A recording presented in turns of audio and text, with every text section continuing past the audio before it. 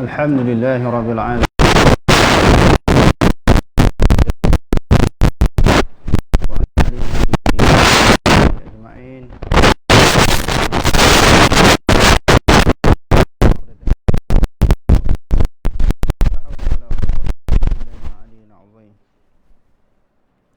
Allahumma la sahla illa ma ja'altahu sahla wa anta taj'alul husna in syi'ta sahla.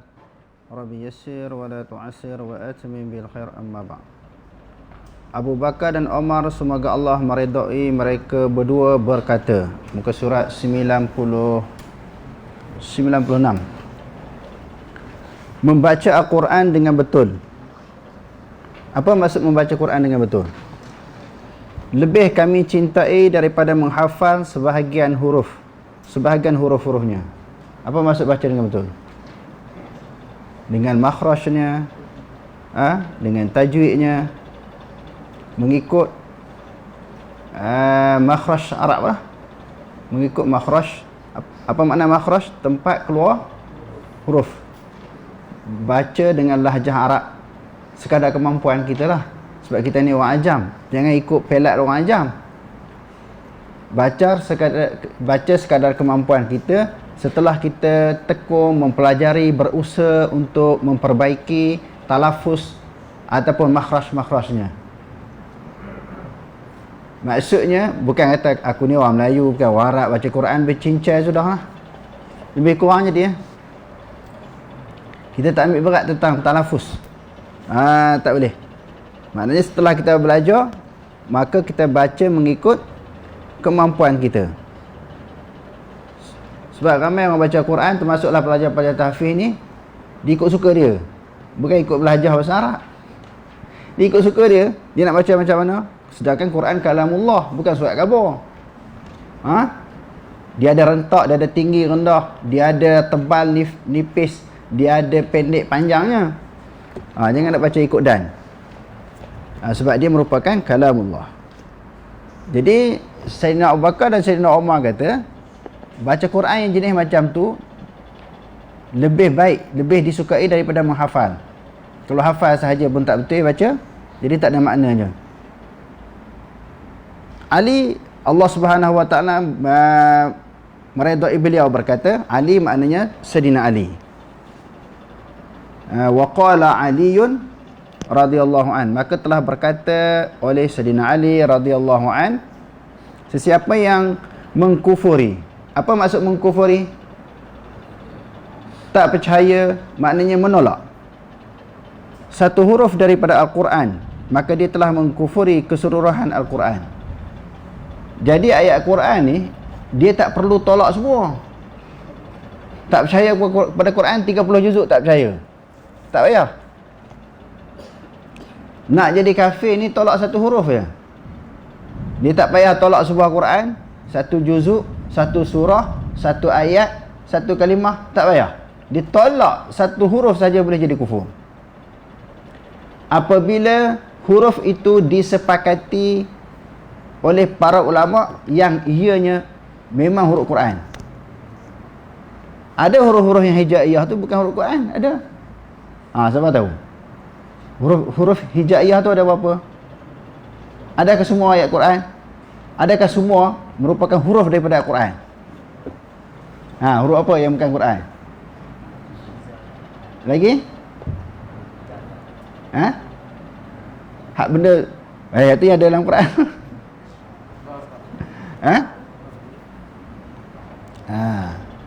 Contohnya kita tolak ya ayyuhallazina amanu. Selepas nun ada waw, selepas waw ada apa? Ada alif. Tolak huruf tu. Tolak huruf tu. Memang huruf tu memang huruf Quran lah. Maka padan ataupun memadai menolak satu huruf yang disepakati oleh para ulama yang ianya adalah huruf Quran, maka terkeluar daripada agama Islam. Sebaliknya, huruf itu huruf Quran, tetapi di sudut ejaan tak masuk huruf tu. Dia tak panggil ayat Quran tu. Dia nak huruf-huruf yang memang menjadi sebahagian daripada kalimah, sebahagian daripada huruf untuk melengkapkan satu kalimah. Faham tak? Bukan kata huruf tu digunakan di dalam bahasa Arab tetapi tak digunakan dalam Quran. Bukan Quran lah. Ni yang dimaksudkan di sini huruf Quran. Umat Islam bersepakat untuk menghitung surah-surah Al-Quran, ayat-ayatnya, kalimah-kalimahnya dan huruf-hurufnya. Tidak ada perselisihan antara umat Islam bahawa orang yang mengingkari Al-Quran, baik satu surah, tadi dikata satu surah kan, tadi satu huruf kan, baik satu surah, satu ayat, satu kalimah ataupun satu huruf yang disepakati kesahihannya, maka huruf itu ulama kata dia memang sahih, dia sebahagian daripada huruf Al-Quran, maka dia kafir. Nak tengok dahsyatnya, tolak satu huruf ya. Sebab apa kafir? Dia telah mengingkari kalamullah. Kerana huruf itu, tanpa huruf maka tak lengkap kalam Allah Ta'ala. Nak jadi sebuah Quran mesti kena ada huruf. Nak jadi satu surah, satu ayat, satu kalimah, dia bermula dengan apa? Bermula dengan huruf. Ini satu hujah yang jelas bahawa Al-Quran terdiri daripada huruf-huruf. Orang-orang yang beriman akan melihat Tuhan mereka pada hari kiamat. Wal mu'minuna yarawna rabbahum fil akhirah. Akhirat ni menunjukkan apa? Bukankah akhirat ini menunjukkan masa? Di dunia, masa di dunia. Dunia masa lah. Akhirat maknanya hari penghujung kepada dunia, hari akhir kepada dunia. Hari akhir kepada dunia, kiamat, maka masuk alam akhirat. Adakah tidak akhirat itu adalah merupakan masa? Macam kita kata hari. Hari pun masa. Hari ni hari apa? Tak ingat? Okey, soalan tadi faham tak? Masa di akhirat. Fil akhirah. Kenapa Allah Subhanahu wa Ta'ala nak tunggu memperlihatkan diri dia di akhirat? Di dunia Allah Ta'ala tak boleh perlihatkan. Adakah Allah Ta'ala tak mampu memperlihatkan diri dia kepada manusia di dunia? Mampu tak mampu? Mampu. Jadi kenapa Allah Ta'ala tak memperlihatkan di dunia? Kalau dah Allah Ta'ala mampu. Apa jawapannya? Apa jawapannya? Serah pada Allah lah. Allah Ta'ala tak bagi tahu. Kita boleh tahu. Ni orang nak buat andaian. Sebab begini. Mana ada sebut dalam Quran hadis macam tu? Serah kepada Allah. Tetapi dalam isu masa ini, orang tak petikai. Orang tak bahas kenapa. Allah Ta'ala memperlihatkan diri dia di akhirat. Menunjukkan masa di akhirat. Adakah Allah Ta'ala perlukan masa? Allahul ladzi khalaqas samawati wal ardh fi sittati ayyam. Allah Ta'ala menjadikan langit dan bumi dalam 6 masa. Adakah Allah Ta'ala berhajat kepada masa? Masa ni siapa buat? Okey, sepakatnya masa ni Allah Ta'ala buat. Betul? Masa ni adalah makhluk bukan? Bukankah masa ni makhluk? Bila Allah Ta'ala menjadikan langit dan bumi, mengambil masa 6 masa, adakah Allah Ta'ala berhajat kepada masa? Yang ni semua orang tak bahas, tak bincang. Memang kata Allah Ta'ala tak berhajat kepada masa. Tetapi bila kata fis sama, di tempat. Yang Rasulullah tanya seorang hamba kan, Aina Allah? Hamba kata fis sama. Tak boleh kata di langit. Dia bukan menunjukkan makan, dia menunjukkan makanah, menunjukkan ketinggian Allah. Bukan Allah Ta'ala bertempat, sebab tempat itu adalah makhluk. Yang tu dia tolak. Kalau tak masa, kenapa dia terima? Jadi golongan yang suka main logik, main akal ni tak ke mana. Dia tak pergi ke mana akal dia. Jadi bagi kita, orang yang beriman, apa sahaja yang didatangkan oleh Allah di dalam Al-Quran dan disebut di dalam hadis-hadis yang sahih, sami'na wa ata'na. Kita dengar, kita patuh. Amanna, kami semua beriman. Ciri ataupun sifat orang beriman, akur, terima, patuh, tasdik, mengiyakan, baru betul-betul beriman.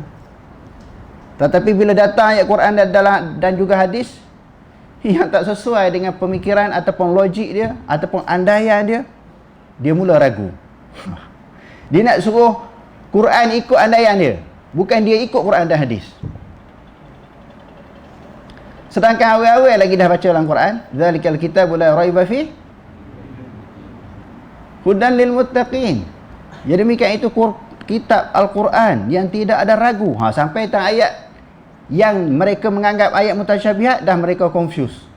Ayat tu betul, ayat Quran betul, tetapi tak boleh faham macam tu. Faham macam mana? Dia nak kena faham ikut selera dia, ikut andaian dia, ikut kepala dia, ikut logik. Hak tu baru betul. Semua ayat Quran dan hadis-hadis, ayat Quran disebut ayat mutasyabihat, hadis disebut hadis sifat kan. Sedangkan bukan semua ulama sepakat mengatakan Ar-Rahmanu ala arsyistawa, yadullah, ainullah, wajhullah. Ayat-ayat berkaitan dengan muka, tangan, mata. Bukan semua ulama kata itu ayat mutasyabihat. Khususnya para ulama salaf. Ulama salaf kata itu bukan ayat mutasyabihat, itu ayat muhkamat. Ayat mutasyabihat huruful muqatta'ah fi awalis suwar. Apa makna?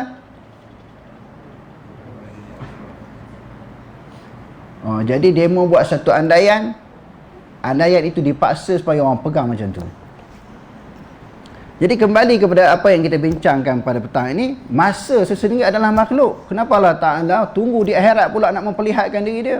Kenapa tak tunggu di dunia? Tak mampukah Allah? Jadi kalau pakai nak tanya Allah Ta'ala, kita Tuhan ke Allah Ta'ala Tuhan? Siapa Tuhan? Bila Allah Ta'ala ikut suka dia nak perlihatkan di dunia ke di akhirat ke? Tetapi isunya di sini masalah tang masa Allah Ta'ala memperlihatkan di akhirat, maknanya masa akhirat orang tak bertikai. Adakah Allah Ta'ala berhajat kepada masa? Semua boleh terima. Tapi bila Allah Ta'ala kata, bila dikatakan atas langit, langit tu tempat, tak boleh. Allah Ta'ala, langit kan makhluk baharu, Allah Ta'ala berhajat kepada baharu.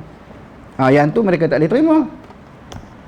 Sebab apa? Nak mengenal Allah Subhanahu Wa Ta'ala berdasarkan kepada andaian, kepada rekaan sendiri, bukan sebagaimana yang dikehendaki oleh Allah. Orang-orang yang beriman akan melihat Tuhan mereka pada hari kiamat dengan penglihatan mereka. Okey, dengan mata mana kita lihat Allah Ta'ala? Siapa boleh bagi tahu? Kita confirm semua orang beriman insya-Allah akan dapat melihat Allah Ta'ala. Dengan mata mana? Kita kata mata di akhirat lah, bukan mata dunia kan? Okey, mata di akhirat. Mata tu baharu ke dia kodim?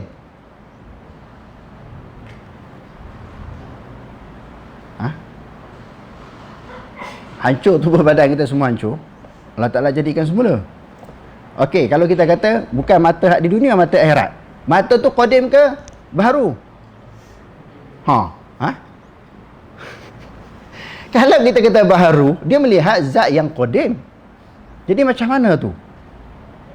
Mesti kalau mata itu bersifat dengan sifat baharu, dia mesti melihat pada satu objek yang ada sasaran, yang ada tempat. Faham tak faham ni? Ni puak-puak apa dia Mu'tazilah dengan Jahmiyah ni tak faham-faham. Di dunia tak kenal Allah, di akhirat pun tak kenal Allah Ta'ala.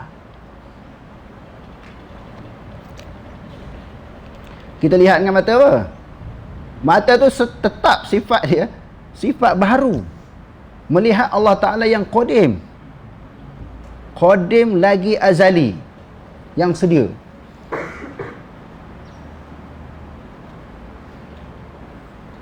Yang ni kena kita slow sikit bab ni. Sebab orang nak pening sangat. Atas dunia tak boleh kata Allah Ta'ala tak aras. Sebab aras tu baharu. Sebelum ada aras, Allah Ta'ala duduk di mana dia kata? Kita kata atas pada aras, bukan duduk macam tu. Bukan berdempik dengan aras. Ini pegangan ulama-ulama salaf. Pegangan ulama-ulama salaf. Dapat melihat Allah Ta'ala dengan mata mereka. Jadi macam mana ni Allah Ta'ala? Bila kita melihat Allah Ta'ala, kalau orang beriman sudah tentu dia duduk dalam syurga. Allah Ta'ala duduk dalam syurga ke luar syurga? Ini semua puak-puak Jahmiyah menimbulkan keraguan-keraguan, kemusykilan-kemusykilan. Kalau orang beriman duduk dalam syurga, dia dapat melihat Allah. Allah Ta'ala duduk dalam syurga ke luar syurga? Dia kata, kalau Allah Ta'ala duduk dalam syurga, syurga adalah tempat. Allah Ta'ala tidak berhajat kepada tempat. Dia duduk main otak dia. Cukup bahaya pemikiran yang macam ni. Sepatutnya bila disebut oleh Allah dalam Quran, dalam hadis, kita terima je. Tak kira lah Allah Ta'ala duduk dalam syurga ke, di luar syurga ke, itu bukan persoalan kita. Itu kita tidak ditaklifkan. Kita tidak dibebankan untuk tahu benda yang macam tu. Okey, kalau kita kata Allah Ta'ala luar syurga. Luar syurga bukan tempat ke? Orang beriman duduk dalam syurga. Allah Ta'ala tak boleh dikatakan duduk dalam syurga sebab syurga tempat. Di luar pada syurga bukan tempat. Okey. Sekarang ni kita duduk dalam bangunan sekolah. Bangunan tempat ke bukan tempat? Makhluk kan? Di luar tu. Di luar di padang tu, tempat parking kereta. Makhluk ke bukan? Nak jawab macam mana? Soalan apa yang Ustaz bangkitkan ni, jumpa dengan orang-orang Jahmiyah, Mu'tazilah, tolong tanya dia. Apa jawapan dia? Boleh jawab tak? Nak belajar akidah, biar belajar betul-betul. Jangan buat andaian. Ini sampai di akhirat pun dia pening nak kenal Allah Ta'ala. Sebab apa? Dia tak pegang apa yang betul-betul yang Allah Ta'ala sebut dalam Quran, dalam hadis, dia tak pegang. Dia buat ikut andaian dia. Jadi bila kita berdasarkan kepada andaian, kepada logik, andaian pemikiran manusia ni dia terbatas, dia ada sempadan. Bukan boleh fikir jauh. Begitu juga penglihatan kita, dia ada sempadan dia. Pemikiran kita pun macam tu lah. Kalau main akal dengan ayat Quran ni, tak ke mana pergi. Jadi kesimpulannya, orang beriman, kita nak pegang macam mana? Kita pegang bahawa kita dapat melihat Allah. Yakni orang beriman dapat melihat Allah Ta'ala di akhirat nanti. Macam mana, di mana, jangan tanya. Terserah kepada Allah Ta'ala. Allah Ta'ala mampu buat semua. Ada seorang individu tu, dia sebut, jadi Allah Ta'ala bukan duduk dalam syurga, dia kata. Tapi dia pun tak boleh beritahu duduk di mana. Di akhirat esok. Di akhirat tu masa. Tak boleh sebut di akhirat. Kalau kata masa, Allah Ta'ala berhajat kepada masa. Ini pokok Jahmiyah dengan Mu'tazilah, tolong tengok perbahasan ni. Tak faham sampai ke sudah. Sampai di akhirat pun tak kenal Allah Ta'ala. Bukan kata di dunia tak kenal Allah. Sebab kita bersyukur kepada Allah Ta'ala bagi taufik hidayah, memperkenalkan kepada kita akidah salaf. Ataupun disebut sebagai manhaj salaf. Salafus salih. 3 generasi kurun yang pertama, generasi awal. 300 tahun kan? 100 tahun, 200 turun kurun yang ketiga. Generasi salaf dipanggil. Sama ada daripada kalangan sahabat, tabi'in, tabi'in. Yang Allah Ta'ala memang iktiraf tentang pendirian dan juga pegangan mereka. Kuntum khaira ummatin. Kamu sebaik-baik umat. Jadi bagaimana pegangan mereka? Kalau dikatakan ayat mutasyabihat ataupun hadis-hadis sifat, mereka pegang secara sahih ayat. Yang itulah yang disebut sebagai amiruha kama ja'at. Laluilah ayat itu sebagaimana dia datang. Bi ghairi ta'tilin wala tashbihin wala ta'wilin. Tanpa menolak ayat itu ayat Quran ataupun hadis itu hadis sifat, tanpa menolak. Bi ghairi ta'til wala tashbih. Tidak menyamakan Allah Ta'ala dengan yang baru. Walaupun di sudut perkataan, di sudut nama macam sama. Macam tangan Allah, tangan makhluk. Wajah Allah, wajah makhluk. Di sudut kita kata nama sama, di sudut hakikat tidak sama. Tidak menolak, tidak mentashbih, wala ta'wilin. Tidak palingkan daripada makna asal. Itu pegangan salaf. Yang orang duk kata salah ni apa dia? Tafwid, tak tahu makna. Tak tahu makna. Dia pula boleh tahu yadullah, maknanya tangan Allah. Dia lebih tahu daripada pegangan salaf. Sedangkan Syekh Daud Al-Fatah ni membahaskan isu ni di dalam kitabnya Durus Samin yang kita baca hari itu. Dia menakarkan pendapat Imam Malik. Boleh kata nama-nama kita kata sifat tadi sebagaimana sifat makhluk, tetapi hakikat tak sama. Sekadar nama je. Tetapi dia mukhalafah.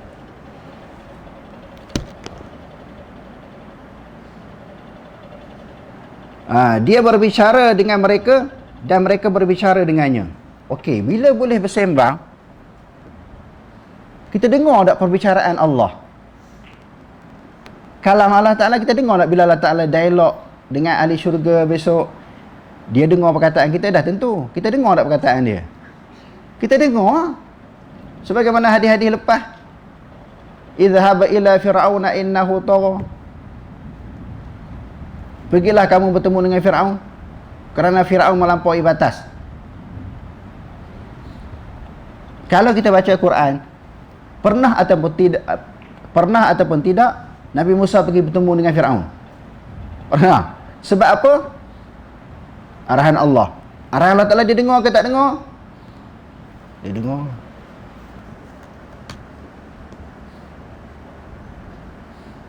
Bila Allah Subhanahu Wa Ta'ala perintahkan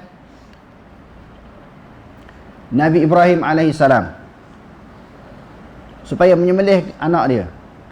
Siapa anak dia? Akhirnya Allah Ta'ala tukar kibas kan?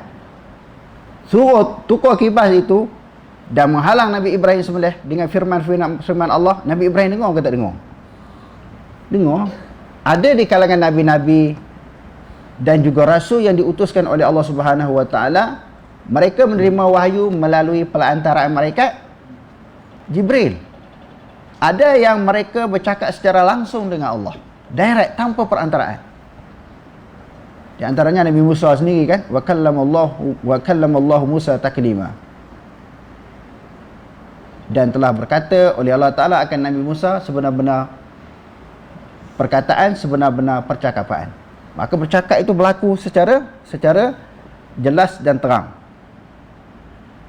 Dia berbicara dengan mereka dan mereka berbicara dengannya. Boleh bersembang Allah Ta'ala di akhirat. Sudah tentu dengar kalam Allah Ta'ala.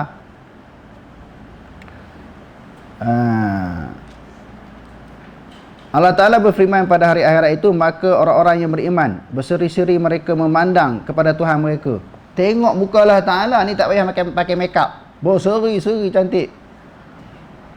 Kalau di dunia tak apa berseri kan, bermuka bulan-bulan puasa ni moyok je, muram je.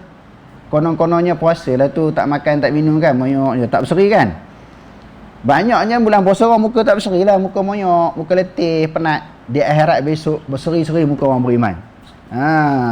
Sebab dapat melihat Allah. Dan melihat Allah Ta'ala ini adalah merupakan nikmat yang paling besar.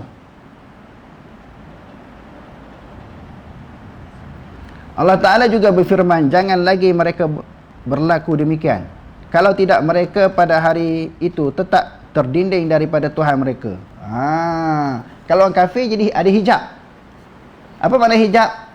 Halangan, benteng untuk melihat Allah Ta'ala. Ada orang beriman, dibuka hijab untuk melihat Allah. Tak kala Allah meletakkan pendinding bagi mereka ketika dia murka. Ini menunjukkan bahawa orang-orang beriman melihat Allah dalam keadaan dia redha. Redha apa makna? Setuju. Allah Ta'ala setuju. Jika tiadalah perbezaan antara kedua-dua golongan ini, maka orang kafir tak dapat lihat kerana Allah Ta'ala tak redha. Jadi sebab itu ada perbezaan antara kedudukan orang yang beriman dan juga orang yang kafir.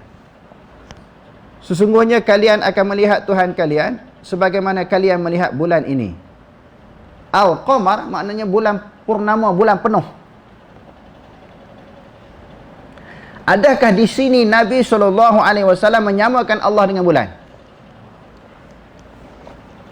Tak berani kata Nabi syirik. Kau nak mayatkan Nabi syirik, Nabi kata kamu melihat Allah seperti bulan purnama. Seperti. Nak ceritanya indah, cantik, bukan macam bulan. Allah Ta'ala tu mukhalafatu ta'ala lil hawadith. Laisa kamitslihi syai' fala tadribu lillahil amsal. Allah Ta'ala tak sama. Nisbah Nabi tu nak cerita cantik, bukan sama dengan bulan. Kalau sama, apa makna mukhalafah? Walam yakul lahu kufuwan ahad. Tak sama sekali-kali. Kenapa Nabi buat perbandingan macam tu? Nak cerita apa? Nak cerita berseri, nak cerita cantiknya. Macam mana tak boleh nak cerita? Bila sebut macam mana, sebut gambaran zahir seperti bulan. Tetapi hakikatnya macam mana? Wallahualam. Jadi timbul lagi dalam pemikiran kita, nak tahu macam mana ni cantiknya Allah, tak tahu. Nabi sekadar buat perbandingan macam tu. Orang nampak bulan ni cantik, tapi dia bukan bulan, bukan macam bulan pun. Sekadar kiasan nak menceritakan kecantikan Allah Subhanahu wa taala. Sesungguhnya kalian akan melihat Tuhan kalian sebagaimana kalian melihat bulan ini. Macam orang kata Zaidun kal Asad. Zaid seperti Asad. Adakah rupa Zaid dengan Asad tu sama dia? Sama tak? Asad ada berapa kaki? Zaid pun 4 kaki. Asad ada ekor tak? Zaid ada ekor. Asad ada taring. Zaid pun ada taring. Tu kenapa kata seperti Asad? Nisbah syuja'ah, keberanian. Tadi nisbah cantik, bukan sama dengan bulan. Hadis sahih muttafaq alaih, yakni hadis yang diriwayatkan oleh Imam Bukhari dan Muslim. Dalam hadis ini Nabi menyerupakan cara orang-orang yang beriman melihat Allah dengan cara mereka melihat bulan. Bukannya menyerupakan. Tengok dia terang yang dilihat Allah dengan yang dilihat bulan, kerana sememangnya Allah tidak ada serupa sebanding dengannya. Fa innallaha ta'ala la syabiha lahu wa la nadhira. Qada dan qadar. Apa maksud qada dan qadar?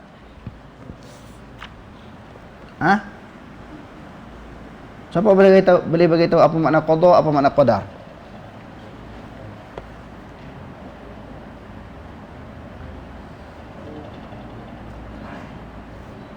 Tak boleh beritahu.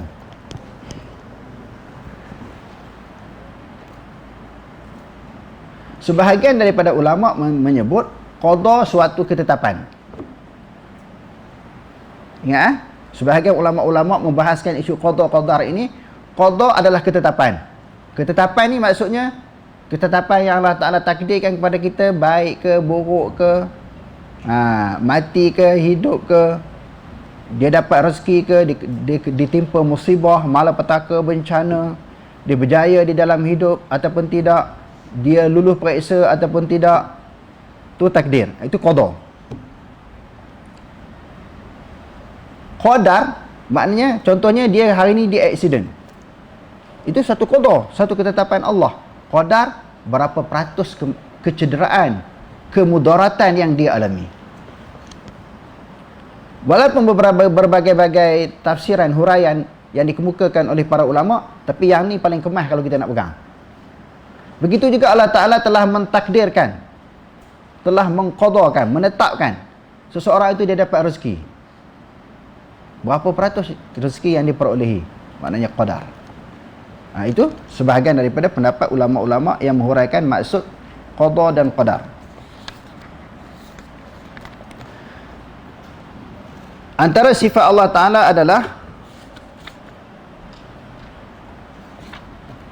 dia melakukan apa sahaja yang dia kehendaki. Dia menetapkan, dia menetapkan apa ikut suka dia, tetap macam mana. Tidak ada sesuatu pun yang terjadi melainkan dengan kehendaknya. Berlakulah apa pun. Apa sahaja yang berlaku. Sekarang ni apa yang sedang berlaku sekarang? Apa yang sedang berlaku? Hujan kan? Siapa yang tentukan? InsyaAllah tak lama lagi dia berhenti. Siapa yang tentukan? Tak lama masuk musim kemarau. Siapa yang tentukan? Semua daripada Allah Ta'ala. Tiada ada sesuatu pun yang menjadi melainkan dengan kehendaknya, dan tiada sesuatu pun yang terkeluar daripada kemahuannya. Semua benda ni berdasarkan kepada ketentuan dan kemahuan Allah. Kerana Allah Ta'ala nak buat lagu tu, tak terkeluar daripada kehendak Allah Ta'ala. Jadi kalau kita pegang macam tu, bila kita ditimpa sesuatu musibah, sesuatu kemalangan, taklah begitu rasa tertekan, taklah hilang kesabaran, taklah kita nak menyalah mana-mana pihak. Sebab itu kita ingat itu takdir daripada Allah. Allah Ta'ala nak macam tu. Kalau kita tak puas hati, maka kita tak bersetuju dengan kehendak Allah. Apa maksud tak bersetuju dengan kehendak Allah? Tak setuju dengan takdir Allah. Sedangkan beriman kepada qada dan qadar ini salah satu daripada rukun iman yang wajib kita percaya, kita imani, kita yakini.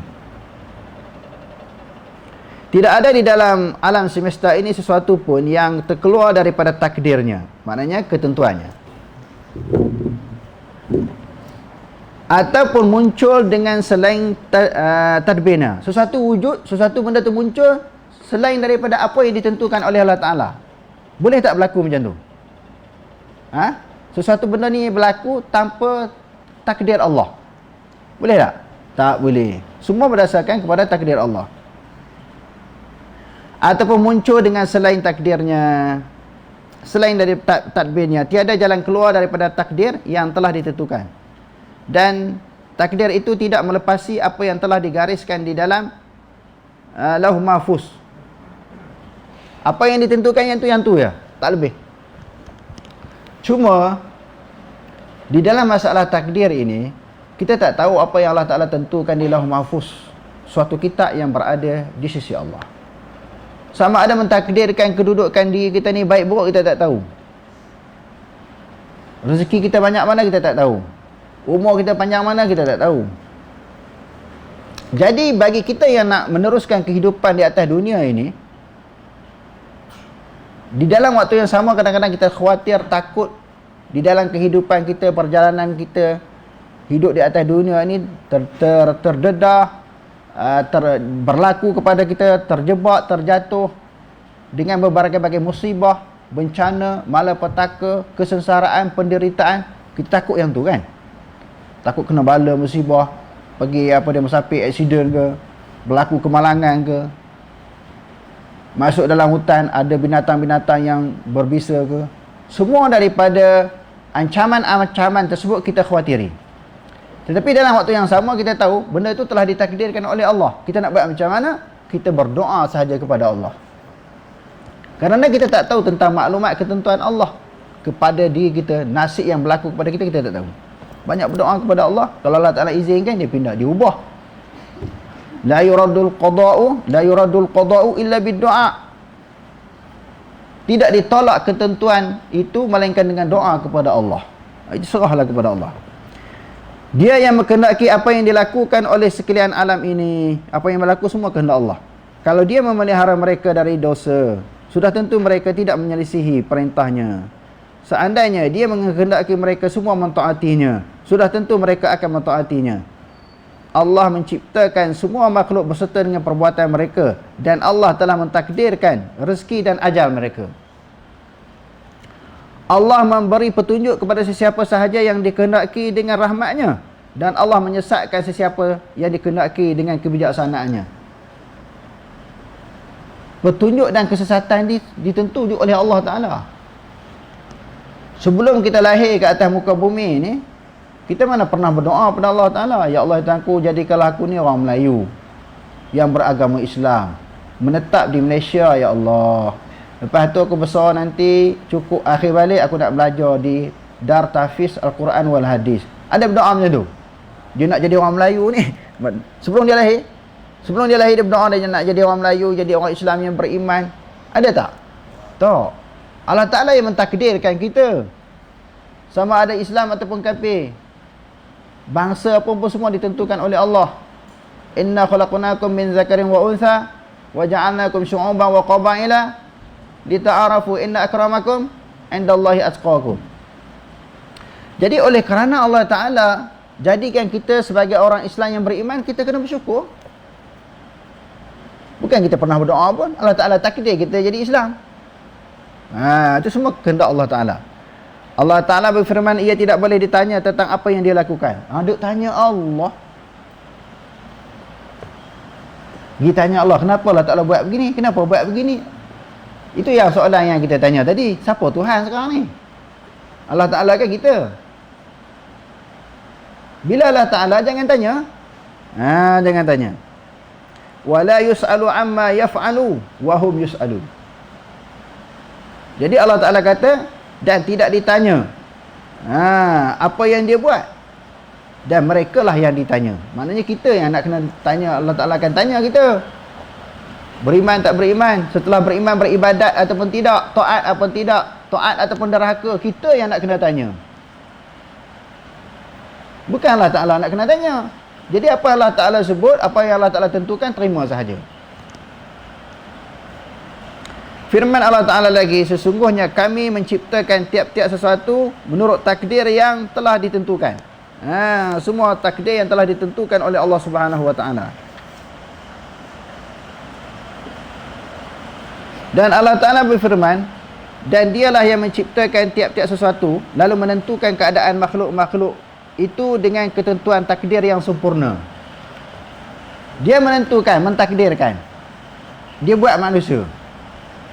Manusia itu pula dijadikan berbangsa-bangsa. Dalam keadaan manusia diciptakan oleh Allah Ta'ala, muka Yusuf macam ni, orang ni macam ni, muka Saleh macam ni, orang Cina muka dia macam ni, orang putih, orang Arab macam ni. Kita tak pernah minta, ya Allah aku jadilah aku muka macam muka orang Melayu, ya Allah, sebelum lahir. Semua ditentukan oleh Allah Ta'ala. Dia buat manusia, dia tentukan kedudukan kita macam mana. Kan disebut dalam Al-Quran, kadang-kadang sebelum lahir meninggal dunia, kadang-kadang lahir beberapa masa meninggal, kadang-kadang Allah Ta'ala tunggu sampai usia dia tua baru Allah Ta'ala tarik nyawa dia. Itu semua ketetapan yang ditentukan oleh Allah.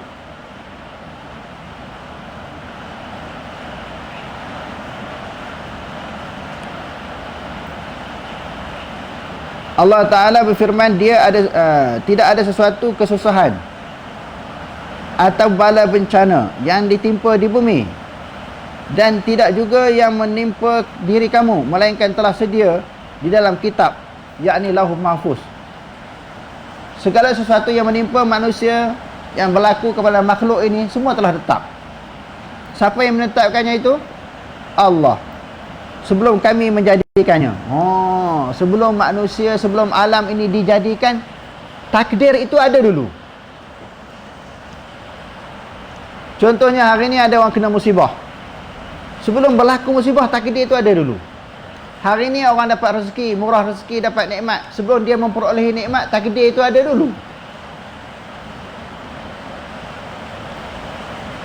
Jadi apa yang berlaku ni mengikut satu perancangan, suatu ketetapan Allah. Benda tu dah tetap. Macam orang berlakon cerita lah. Cerita apa? Mak lampir ke, maling kundang ke, dia buat itu ikut skrip lah. Pengarah suruh buat macam tu, dia akan buat macam tu. Jadi apa yang berlaku Allah Ta'ala dah tetap. Sebelum sesuatu berlaku.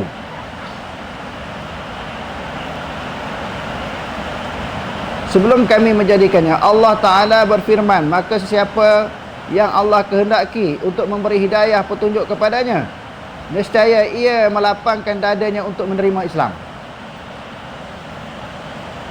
Mana-mana orang yang Allah Ta'ala nak dia boleh memperolehi hidayah petunjuk, Allah Ta'ala bagi gerak hati dia terima agama Islam. Sebab Allah Ta'ala sayang kepada dia. Allah Ta'ala sayang, dorong hati dia terima agama Islam. Dan sesiapa yang Allah berkehendaki untuk menyesatkannya, nescaya menjadikan dadanya sesak sempit, sesempit-sempitnya. Hati dia ni jadi sesak sempit, tak terbuka untuk terima Islam. Sebut nama Islam jadi panas, jadi tak puas hati, tak selesa. Ni orang jenis macam ni kita susah hati. Orang yang Allah Ta'ala sayang, yashrah sadarahu lil Islam, Allah Ta'ala melapangkan dada dia untuk terima agama Allah. Sebaliknya orang yang Allah Ta'ala tak nak dia masuk Islam ni, dengar nama Islam pun dia tak suka. Bukan ajak dia masuk Islam lagi, dengar nama Islam tak suka, dengar Quran hadis dia tak suka. Bahaya ni. Golongan yang disempitkan dadanya, yang ditutup dadanya oleh Allah. Seolah-olah ia sedang menaiki, sedang mendaki naik ke langit. Naik ke langit ni jadi dada sempit. Makin lama makin sempit, susah hati, takut. Tempat yang tinggi takut jatuh mati. Jadi ibarat Allah Ta'ala sebut ni, orang yang tak terima Islam ni disempitkan dada dia, tak dilapangkan. Diriwayatkan daripada Ibnu Umar bahawa malaikat Jibril alaihi salam berkata kepada Nabi Muhammad sallallahu alaihi wasallam, apa itu iman? Apa itu iman? Mal iman? Qala an tu'mina billahi wa malaikatihi wa kutubihi wa rusulihi wal yaumil akhir wa qadri khairihi wa syarrihi. Iman itu bahawa kamu beriman kepada Allah. Kamu percaya kepada Allah, kitabnya, kitab-kitabnya, rasul-rasulnya, hari akhirat, ketentuan baik dan juga ketentuan jahat. Faqala Jibril, sadaqta, benar apa yang kamu cakap. Jibril ni dia bukan nak tahu. Dia tanya tu untuk nak ngajar sahabat-sahabat yang berada di dalam majlis bersama dengan Rasulullah. Sebab dia tahu dulu sebelum Nabi tahu. Hadis ini diriwayatkan oleh Imam Muslim. Qala Nabi sallallahu alaihi wasallam, amantu bil qadri khairihi wa syarrihi wal hulwihi wa murrihi. Aku beriman dengan takdir baik dan takdir buruk, dan yang manis dan juga yang pahit. Semua beriman. Apa saja yang ditakdirkan kepadaku oleh Allah, semua aku terima, aku percaya, aku beriman. Di dalam kehidupan Nabi ada masa Nabi seronok, gembira dengan para sahabatnya. Ada suatu keadaan Nabi susah hati, takut, bimbang, diancam oleh pihak musuh, nak bunuh dia, nak tangkap dia, nak memenjarakan dia. Wa iz yamkuru bikal ladzina kafaru yusbituka aw yaqtuluka aw yukhrijuk wa yamkuruna wa yamkurullah wallahu khairul makirin. Dalam Al-Quran menggambarkan kepada kita bahawa kehidupan Nabi sebelum dia meninggal dunia kadang-kadang susah hati, kadang-kadang seronok. Dia kata apa sahaja yang ditakdirkan oleh Allah Ta'ala kepada aku, semua aku redha. Takdir manis pun aku redha, seronok. Takdir pahit pun aku terima, aku redha. Sebab itu ketentuan Allah. Ini baru betul beriman ni. Kita ni beriman bila takdir benda tu benda baik. Takdir benda yang menyeronokkan, menyukakan, mengembirakan, hak tu boleh terima. Sebaliknya, andai kata Allah Ta'ala takdirkan benda-benda buruk, musibah, malapetaka, bencana. Kenapa asyik aku je kena ni, ya Allah? Orang lain apa okey je, sehat je, aku ni sekejap sakit, duit hilang pula. Kadang-kadang duit hilang, berlaku kemalangan, musibah. Kenapa jadi macam tu? Tak reda.